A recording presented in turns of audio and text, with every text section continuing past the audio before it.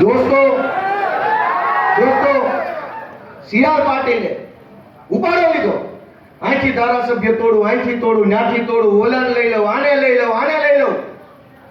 ગોપાલ ઇટાલિયા સુરતની બજારમાં ઉભો રહે ચેલેન્જ મારે છે કે સીઆર પાટીલમાં દમ હોય તો હવે પછી ગુજરાતનો એકેય ધારાસભ્ય તોડીને ખાલી ચૂંટણી કરી બતાવે. હું જોઉં છું કોણ છે. હવે પચપંડો કરાવે અને ચૂંટણી લાવે, પેટા ચૂંટણી ગુજરાતની ગમે સીટ ઉપર સીઆર પાટીલ સામે મરણો મારી દો. દોસ્તો ગુંડાગીરીની હદ વટાવી પાટીલના કામમાં. દોસ્તો રાજનીતિને ખાડે લઈ જવાનું, તળિયે લઈ જવાનું કામ આ સુરતની ટોળકીએ કર્યું. દોસ્તો મને એ વાતનું એટલું બધું દુઃખ છે એ વાતનું કે આમ ન હોય.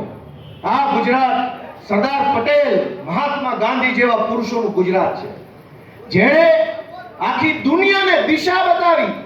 ગાંધીજીએ સત્યાગ્રહનો, અહિંસાનો, લોકશાહીની લડત લડવાનો રસ્તો આખી દુનિયાને બતાવ્યો. ગાંધી આપણા ગુજરાતના.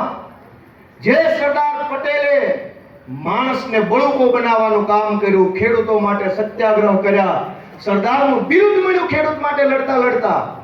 ઈ ગાંધી અને ઈ સરદારના ગુજરાતમાં બુટલેગરોના હાથમાં સરકાર આવી. એ વાત ખટકે છે મને. ઈ વાત ખટકે છે કે ગાંધીનું ગુજરાત બુટલેગરના હાથમાં ન હોવું જોઈએ ભાઈ સાહેબ. અને અમે હાથ ઉપર હાથ રાખીને નિરાશ થઈને બેસી રહેવા વાળા માણસો નથી.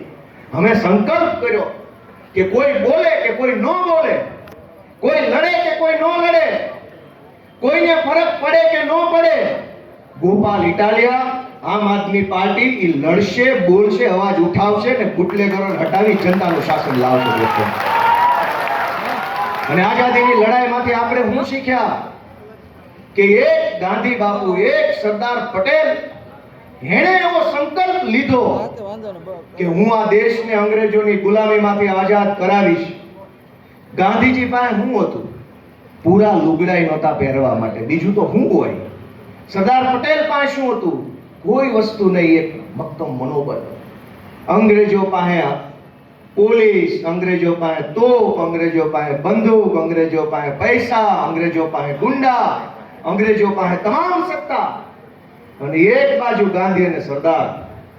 દોસ્તો સત્તાનું બળ મોટું બળ નથી, પોલીસનું બળ મોટું બળ નથી, રૂપિયાનું બળ મોટું બળ નથી, ગુંડાનું બળ મોટું બળ નથી.